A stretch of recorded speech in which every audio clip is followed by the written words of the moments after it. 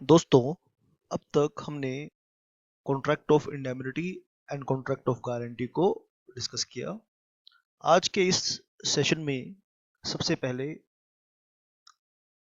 I will discuss with you legal rules for a valid contract of guarantee. तो section 126 जो हमने last session में पढ़ा, आइए उसके साथ कुछ और सेक्शंस को मिक्स करके हम एक पूरे कंसेप्ट का एनालिसिस करेंगे। तो यहाँ हम एक हेडिंग लिखेंगे कि हम क्या करने वाले हैं आज के इस सेशन में। आज के इस टॉपिक को बोलूँगा मैं, जो एग्ज़ाम के लिए बहुत इंपॉर्टेंट कंसेप्ट है, legal rules for valid contract of guarantee. Please mention the heading here, legal rules. एक एक रूल को हम लिखेंगे, legal rules for a valid contract of guarantee.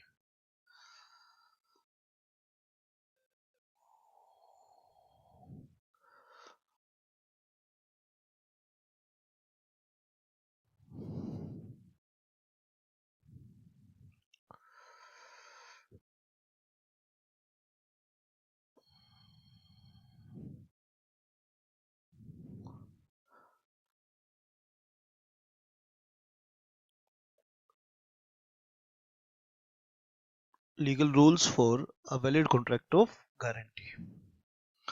तो सबसे पहला पॉइंट हम यहाँ डिस्कस करेंगे, कॉन्ट्रैक्ट ऑफ गारंटी। आप ऐसे नहीं लिखेंगे जैसे मैं लिख रहा हूं, आप पूरा लिखेंगे इसको। शाबाश। Contract of guarantee. मेरा ऐसे लिखने का पीछे इंटेंशन एक ये और है कि आपको मैं, स्टूडेंट्स कुछ ज़्यादा ओवर स्मार्ट बनते हैं, एसएमएस लिखने के जो एब्रीविएशंस आपको, जो एक दूसरे को आप एसएमएस भेजते हैं, वो हैबिट एग्जाम में मत यूज करना, बहुत मार्क्स कटते हैं इससे। एग्जाम में कहीं भी आपने, अगर आप सब्जेक्टिव लिख रहे हैं तो कभी आपने ऐसे नहीं लिखना है। चलिए, contract of guarantee must have all the essential of a valid contract. क्योंकि ये कॉन्ट्रैक्ट है, that's why it must have all the essentials all the essentials of a valid contract.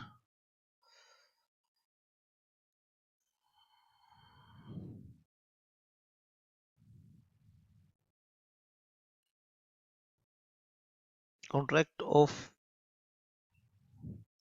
Guarantee में जितने भी वैलिड कॉन्ट्रैक्ट के essentials होंगे वो जरूर होने चाहिए। सेक्शन 126 के अकॉर्डिंग हम ये बात यहाँ पर समझेंगे। शाबाश।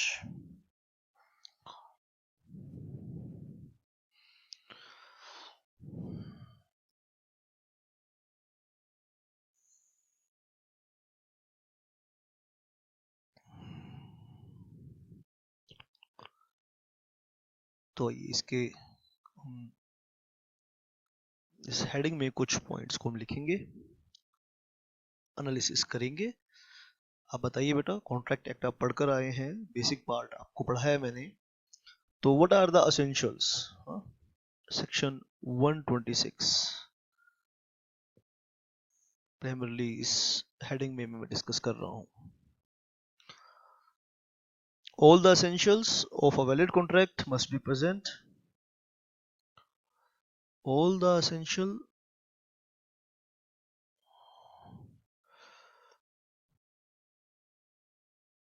of a valid contract must be present. Must be present in a contract of guarantee.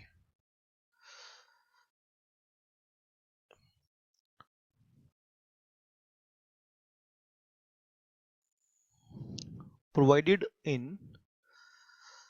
sections,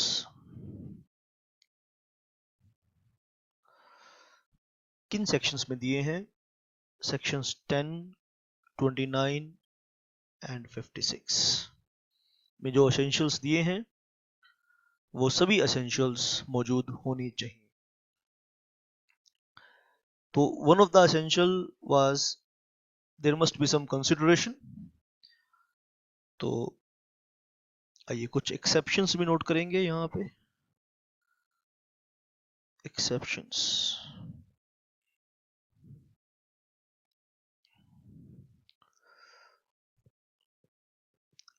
अब जो ये कॉन्ट्रैक्ट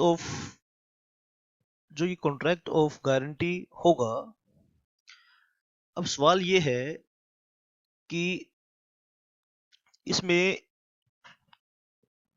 जो प्रिंसिपल डेटर है उसको लोन मिल रहा है, जो क्रेडिटर है उसे इंटरेस्ट मिल रहा है। तो श्योरिटी के लिए कंसिडरेशन क्या है? तो श्योरिटी के लिए कंसिडरेशन यहाँ पे क्या है? तो सेक्शन 127 ये कह रहा है, बेटा ध्यान से आप ये बात को सुनेंगे, शाबाश। सेक्शन 127 की बात आप ध्यान से यहाँ पर नोट करेंगे। एक्सेप्शन है section 127।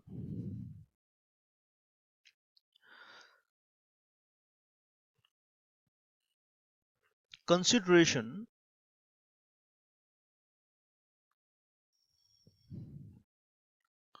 received by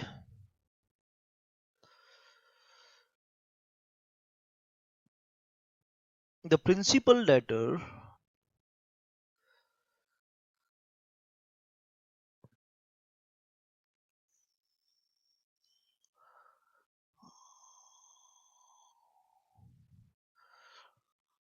is sufficient consideration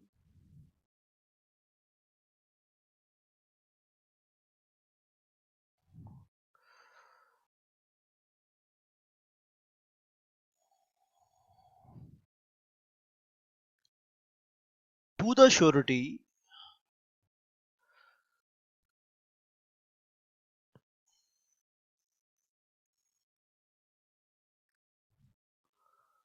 for giving the guarantee।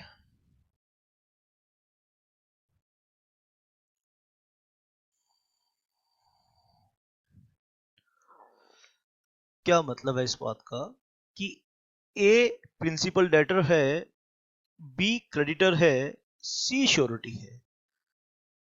ए सी को बोलता है भाई मेरे लिए तुम गारंटी दो, सी बी को गारंटी दे रहा है। अब गारंटी हर किसी के लिए तो नहीं होती ना, गारंटी हर किसी के लिए नहीं आप दोगे। क्या आप किसी राह चलते इंसान के लिए गारंटी दे दोगे? अगर बी ए को लोन दे रहा है, बी को हम क्या मान रहे हैं यहाँ? बी को हम मान रहे हैं जी क्रेडिटर। अगर बी ए को लोन दे रहा है और ए को हम मान रहे हैं प्रिंसिपल डेटर, तो सी श्योरिटी, जो सी ने बी को गारंटी दी और बी ने सी के कहने पे ए को लोन दे दिया, तो consideration received by the principal debtor is sufficient consideration to the surety. भाई श्योरिटी के नियर डियर को समय पर जरूरत पड़ने पर लोन मिल गया, तो that is the enough consideration, sufficient consideration to the surety for giving the guarantee. तो श्योरिटी जो गारंटी दे रहा है उसके लिए ये काफी है, ये पर्याप्त है। दूसरा पॉइंट हम इसके अंदर पढ़ेंगे, तो हम ये देखते हैं कि बेटा कॉन्ट्रैक्ट में पार्टी अगर इनकॉम्पिटेंट है तो एग्रीमेंट वॉइड हो जाता है, कॉन्ट्रैक्ट नहीं बन पाता। इसमें हम ध्यान से नोट करेंगे, इवन इफ, ये दो एक्सेप्शंस हैं जहां पे असेंशियल एलिमेंट्स नहीं प्रेजेंट हैं, फिर भी वैलिड कॉन्ट्रैक्ट ऑफ गारंटी माना जाएगा।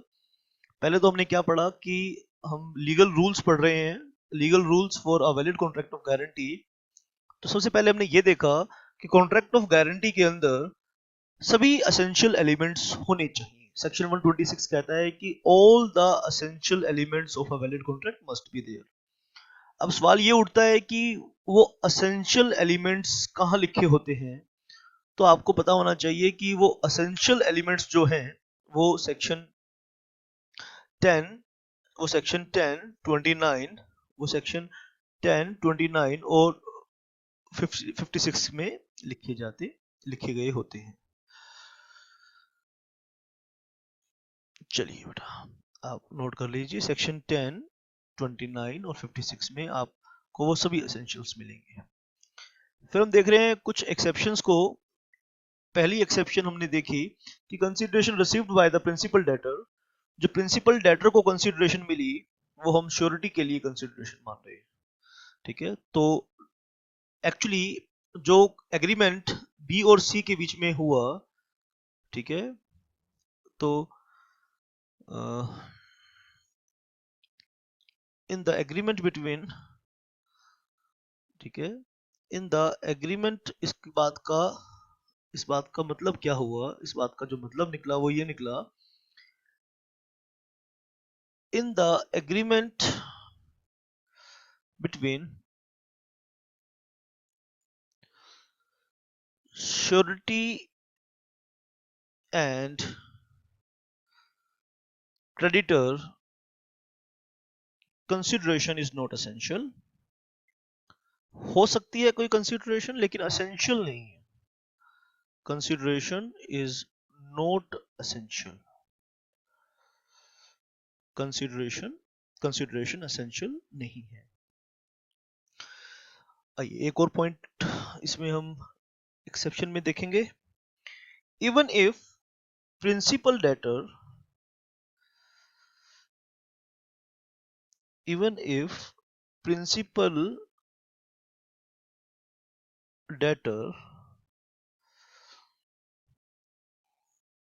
is incompetent to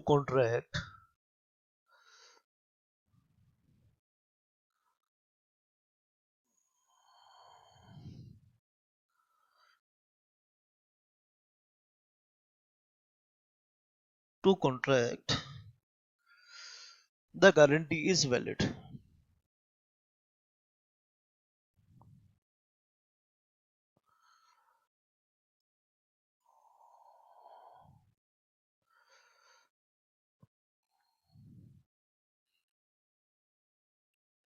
guarantee is valid even if principal debtor is incompetent to contract, the guarantee is valid। यहाँ मेन पॉइंट आपको क्या याद रखना है, यहाँ पर कॉन्ट्रैक्ट ऑफ गारंटी में मेन पॉइंट आपका ये है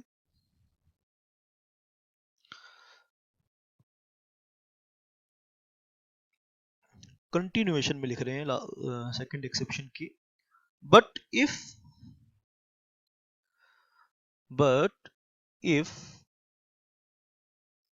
surety is incompetent,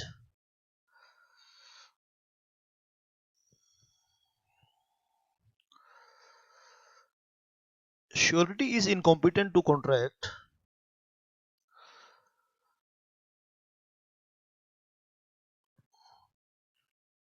the guarantee is void। the guarantee is void। अगर श्योरिटी इनकॉम्पिटेंट है तो कॉन्ट्रैक्ट ऑफ गारंटी वो वॉइड है। तो आइए हमने लीगल रूल्स को देखना है बेटा। तो लीगल रूल्स में पहली बात, ठीक है, तो पहला रूल ये है कि सभी एसेंशियल एलिमेंट्स प्रेजेंट होने चाहिए, लेकिन दो एक्सेप्शन है। कंसिडरेशन, श्योरिटी को कंसिडरेशन मिले ऐसा जरूरी नहीं है, और प्रिंसिपल डेटर की कैपेसिटी हो ऐसा भी जरूरी नहीं है। दो एक्सेप्शन हमने देखी, ठीक है। पहले हमने ये सीखा कि all the essentials of a valid contract must be there, लेकिन इस बात की दो एक्सेप्शन है। इस बात की दो एक्सेप्शन क्या है कि ऐसा जरूरी नहीं है कि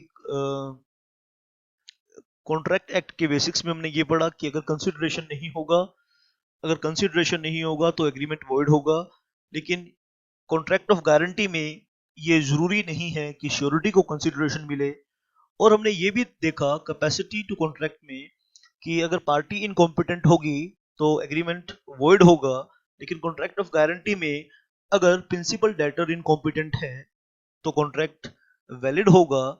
सिर्फ इतना पॉइंट याद रखना है कि श्योरिटी इनकॉम्पिटेंट नहीं होना चाहिए, श्योरिटी के पास कॉन्ट्रेक्चुअल कैपेसिटी होनी चाहिए। ठीक है, शाबाश बेटा। आओ इसमें लीगल रूल्स में सेकंड पॉइंट हम डिस्कस करेंगे। तो आइए प्राइमरी लायबिलिटी की बात करेंगे। Primary liability of, second rule है primary liability of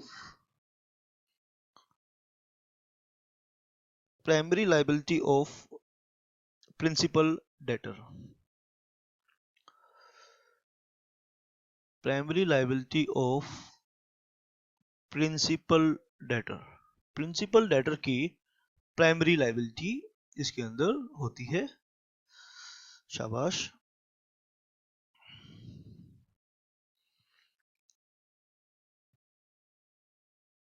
principal liability of, primary liability of principal debtor. आइए बेटा सेकेंड रूल को हम सीख रहे हैं। इसकी जो भी इंपॉर्टेंट पॉइंट्स हैं मैं आपको बता रहा हूं, आप ध्यान से नोट कर लीजिए। इसके अंदर the principal debtor is primary liable, the principal debtor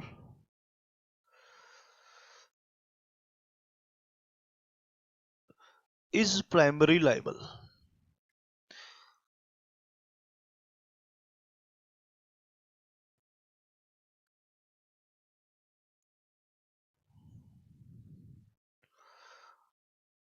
अब सेक्शन 126 को लास्ट सेशन में ध्यान से आपने सीखा, तो वहां भी मैंने ये बात समझाई।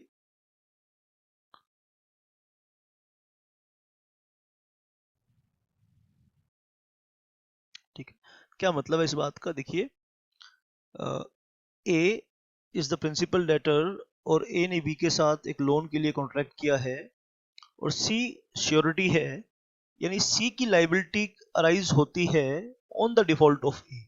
तो पहले लाइबिलिटी ए की है, फिर लाइबिलिटी सी की है। ये पॉइंट हम आपको, ये पॉइंट हमने सेकंड रूल इसका ये है कॉन्ट्रैक्ट ऑफ गारंटी का। ये सब बातें हमने लास्ट सेशन में भी डिस्कस की थी, लेकिन अब हम डिटेल में इसको एक एक चीज को हम दोबारा से समझ रहे हैं। तो जो डेब्ट है, द डेब्ट मस्ट बी लीगली एनफोर्सेबल, डेब्ट must be legally enforceable,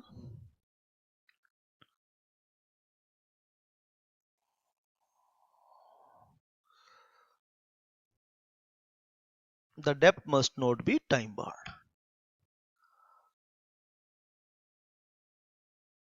debt must not be time barred, डेब्ट के ऊपर लॉ ऑफ लिमिटेशन अप्लाई नहीं होना चाहिए, यानी डेब्ट टाइम बार्ड नहीं होना चाहिए। ठीक है, अब टाइम बार्ड को अगर आपको नहीं पता तो आप व्हाट्सएप पर मुझसे कांटेक्ट कर सकते हैं, 9818050252 मेरा नंबर है। टाइम बार्ड के बारे में नहीं जानते तो आपने सिर्फ मैसेज भेजना है, मैं आपको टाइम बताऊंगा, आप उस टाइम पर कॉल करके मुझसे फोन पे समझ सकते हैं टाइम बार्ड का मतलब क्या होता है। अभी इस लेक्चर में टाइम बार्ड को एक्सप्लेन नहीं कर पाऊंगा। थर्ड रूल बेटा, the contract must B conditional. Third rule है जो ये कॉन्ट्रैक्ट बना, contract of guarantee, this must be conditional. The contract must B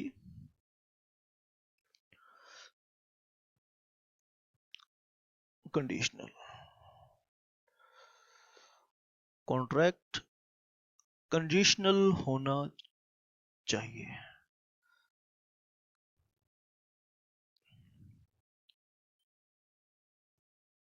तो 2 पॉइंट इसके अंदर हम पढ़ेंगे।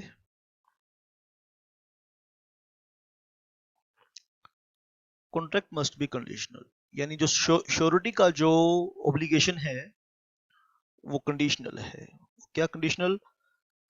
ठीक है बेटा, क्या कंडीशन है? Default of principal debtor. Principal debtor default करेगा तो श्योरिटी की लायबिलिटी क्रिएट होगी, श्योरिटी की लायबिलिटी अराइज होगी।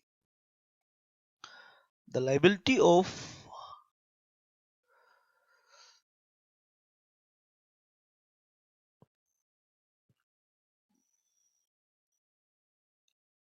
surety is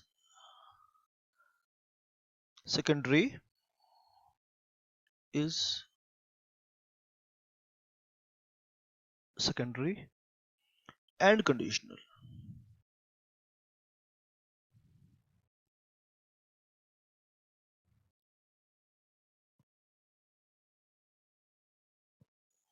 secondary and conditional, क्योंकि प्राइमरी लाइबिलिटी तो प्रिंसिपल डेटर की है, तो श्योरिटी की लाइबिलिटी क्या है? सेकेंडरी। पहली बात तो सेकेंडरी, सेकेंडरी मतलब क्यों बोल रहे हैं सेकेंडरी? सेकेंडरी क्यों बोल रहे हैं? क्योंकि प्राइमरी लाइबिलिटी प्रिंसिपल डेटर की है। और कंडीशनल क्यों बोल रहे हैं? कंडीशनल इसलिए बोल रहे हैं कि ये कंडीशन है कि प्रिंसिपल डेटर डिफॉल्ट करेगा तो श्योरिटी पे करेगा। That means liability of surety, the liability of surety arises only if the principal debtor makes a default. Only if the principal debtor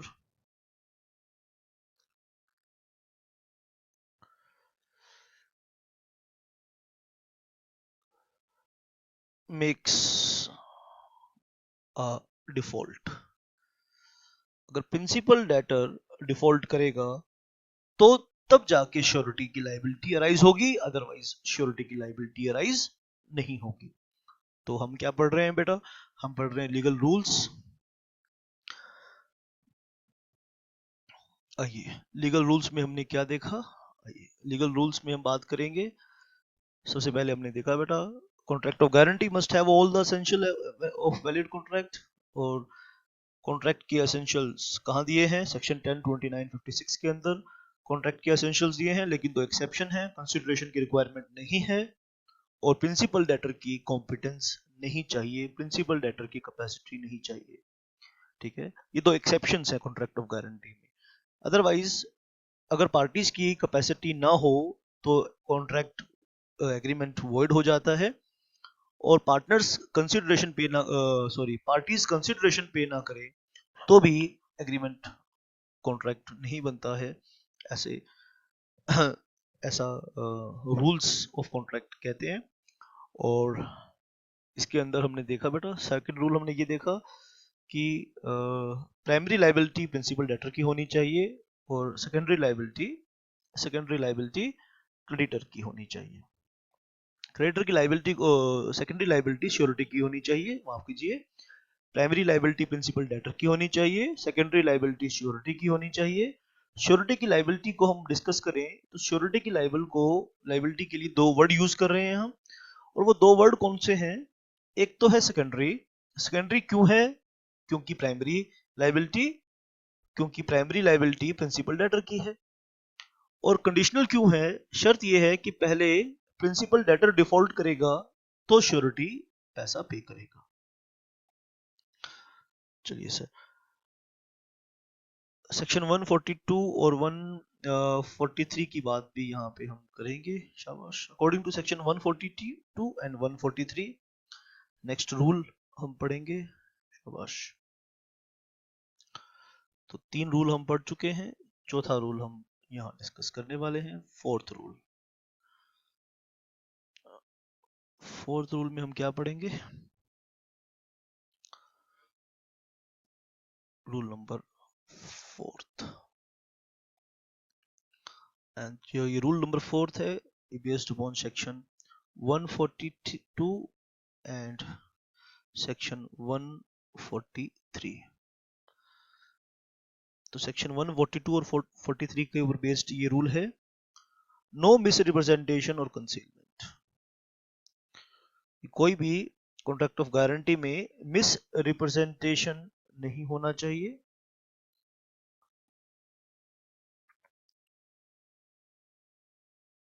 और कंसीलमेंट ऑफ फैक्ट्स भी नहीं होना चाहिए। मिसरिप्रेजेंटेशन और कंसीलमेंट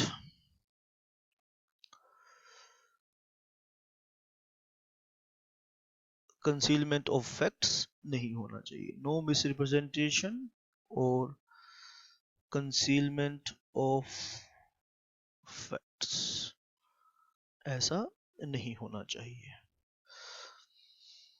तो 142 143, आइए 2 पॉइंट्स हम यहाँ पर जो डिस्कस करेंगे। any guarantee any guarantee which has been obtained which has been obtained, अगर कोई गारंटी ऑब्टेन की गई है by means of misrepresentation. Misrepresentation का मतलब मिस स्टेटमेंट मतलब झूठ।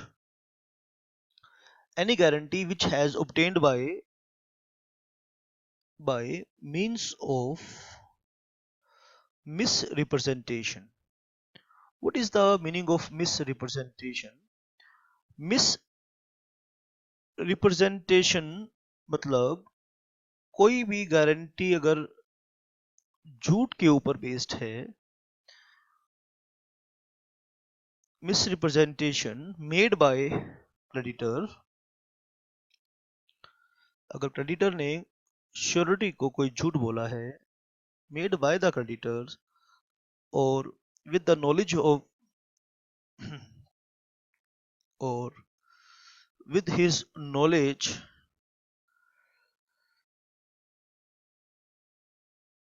or and assent,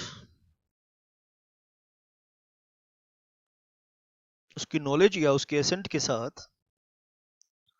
ठीक है, एंड वो जो झूठ बोला है that must concerning a material part, यानी कुछ ऐसा पार्ट पर उन लोगों ने झूठ बोला है जो कि मटेरियल पार्ट मतलब मेन चीज के ऊपर उन्होंने झूठ बोला है। Material part of the transaction, बहुत ध्यान से आपने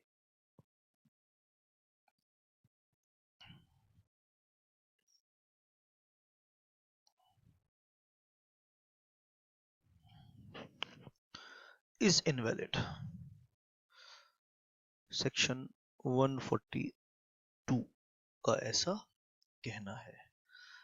ठीक है, गारंटी लेते वक्त, श्योरिटी की लाइबिलिटी क्रिएट करते वक्त क्रेडिटर ने या किसी और पर्सन ने with the knowledge of the creditor, creditor को पता है कि कोई पर्सन झूठ बोल रहा है श्योरिटी को, और क्रेडिटर उस पर्सन को रोकता नहीं है। यानी कहने का मतलब ये है कि कॉन्ट्रैक्ट ऑफ गारंटी में अगर किसी मेन मटेरियल फैक्ट पर, ठीक है, किसी मटेरियल पार्ट पर, किसी मेन मुद्दे पर झूठ बोला गया है श्योरिटी को, तो वो कॉन्ट्रैक्ट ऑफ गारंटी इनवैलिड है। इनवैलिड का मतलब ये है कि surety is not liable on such guarantee. And 143 की बात करेंगे। Any guarantee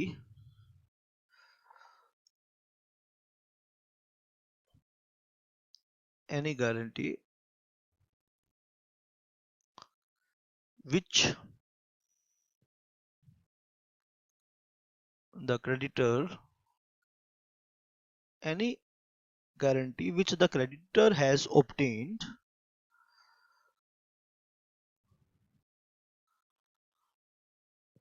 by means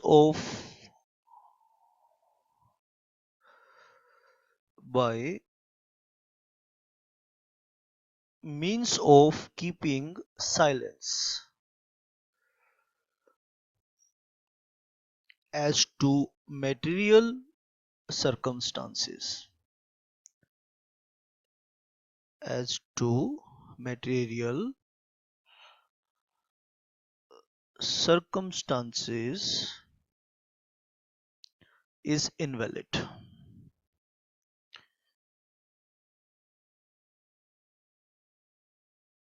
is invalid. Section 143.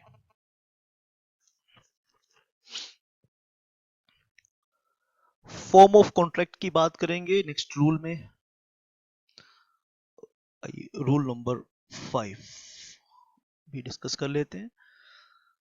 Section 142 यानी 142 हमने देखा, 143 हमने देखा, और 143 में हमने क्या देखा? When guarantee which the creditor has obtained by means of keeping silence as to the material circumstances is invalid. Right. और form of contract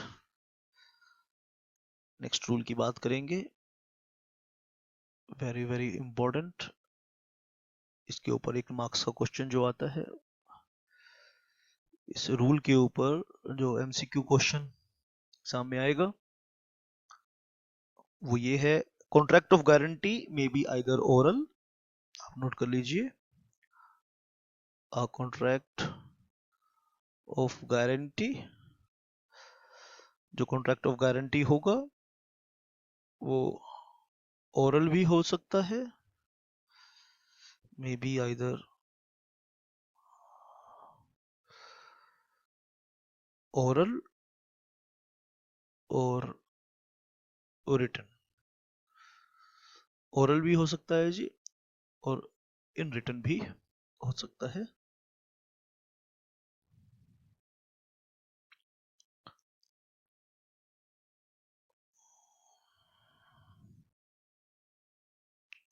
ठीक है जी।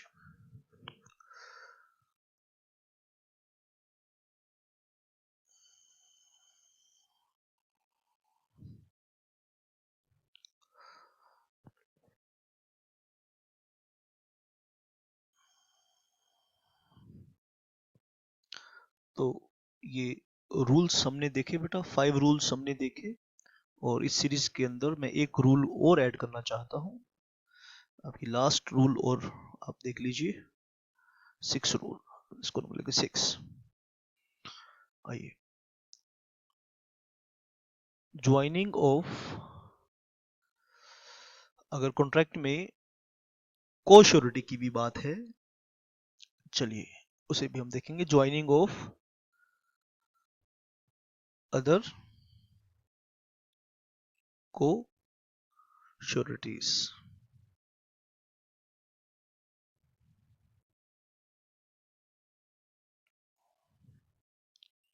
joining of other co-sureties. The guarantee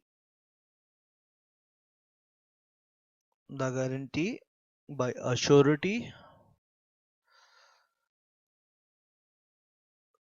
is not valid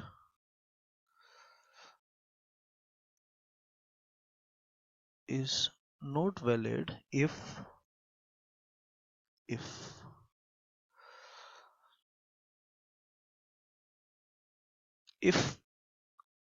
a condition, ध्यान से आप note कर लीजिए, a guarantee by a surety is not valid if a condition is imposed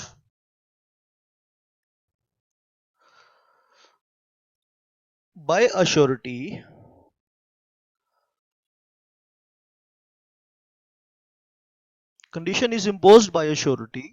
that some other person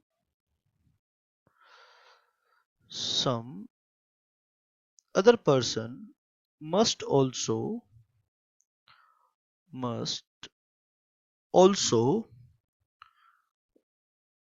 join as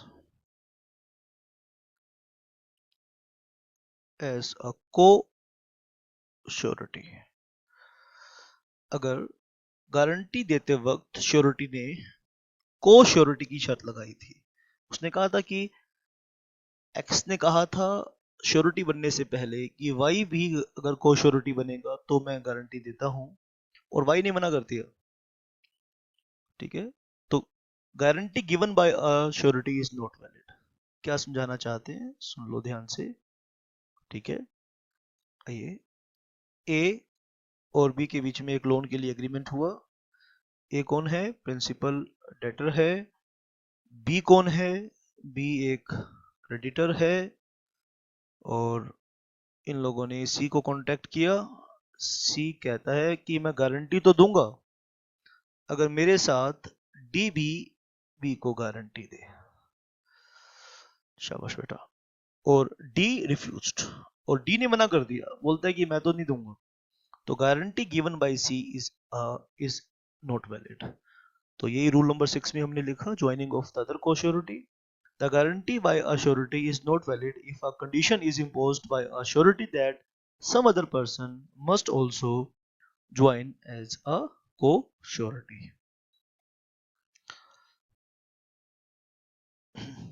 ठीक है,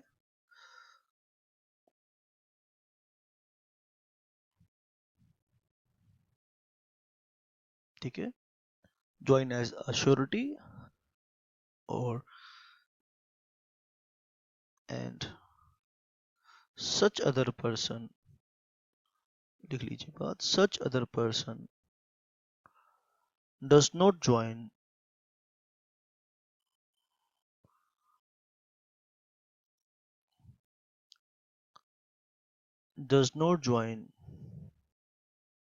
as co-surety, does not join as co-surety.